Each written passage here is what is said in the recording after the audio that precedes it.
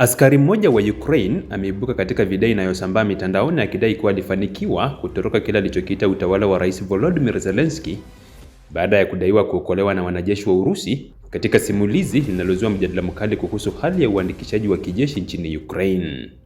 Katika video hiyo, askari huyo anayejitambulisha kama mwanajeshi wa zamani wa jeshi la Ukraine anasema kuwa alilazimishwa kupelekwa vitani kinyume na matakwa yake kabla ya kujeruhiwa au kujikuta katika mazingira yaliyompelekea kukutana na wanajeshi wa Urusi ambao anadai walimpa matibabu na kumsaidia kuokoa maisha yake.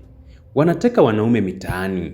Askari huyo alitoa shutuma nzito dhidi ya ofisi za uandikishaji wa jeshi la Ukraine, akisema kuwa wanaume wanakamatwa kwa nguvu mitaani, kwenye vituo vya usafiri na maeneo ya kazi, kisha kupelekwa moja kwa moja kambini au mstari wa mbele bila maandalizi ya kutosha.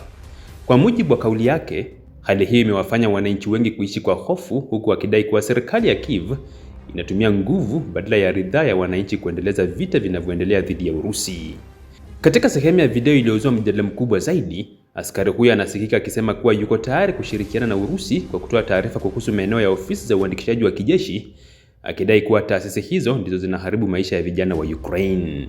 Kauli hiyo imezua taharuki, hasa ikizingatiwa kuwa katika miezi ya hivi karibuni kumekuwepo ripoti za mashambulizi na hujuma dhidi ya vituo vya uandikishaji wa jeshi la Ukraine, huku mamlaka za Kiev zikiyahusisha matukio hayo na vita vya kisaikolojia na kiintelijensia. Muktadha mpana wa vita na uandikishaji Ukraine umekuwa ukikabiliwa na changamoto kubwa ya rasilimali watu baada ya vita kuendelea kwa muda mrefu, hali iliyosababisha kuimarisha kwa sheria za uandikishaji na vikwazo kwa wanaume wa umri wa kupigana. Hatua hizi zimeibua mjadala mkali ndani ya jamii ya Kiukraine, hasa mitandaoni, kuhusu mipaka ya mamlaka ya serikali wakati wa vita. Kwa upande mwingine, Urusi imekuwa ikitumia simulizi kama hizi kuonyesha vita hivyo kama mapambano dhidi ya uongozi wa Kiev badala ya wananchi wa Ukraine, huku Kiev ikisisitiza kuwa inatetea uhuru wa uhai wa taifa lake. Video ya askari huyo imepokelewa kwa hisia tofauti. Wapo wanaoiona kama ushahidi wa mateso ya kulazimishwa kwa raia kushiriki vita, huku wengine wanaiona kama sehemu ya vita vya taarifa, information warfare, vinavyoambatana na mapigano ya kijeshi.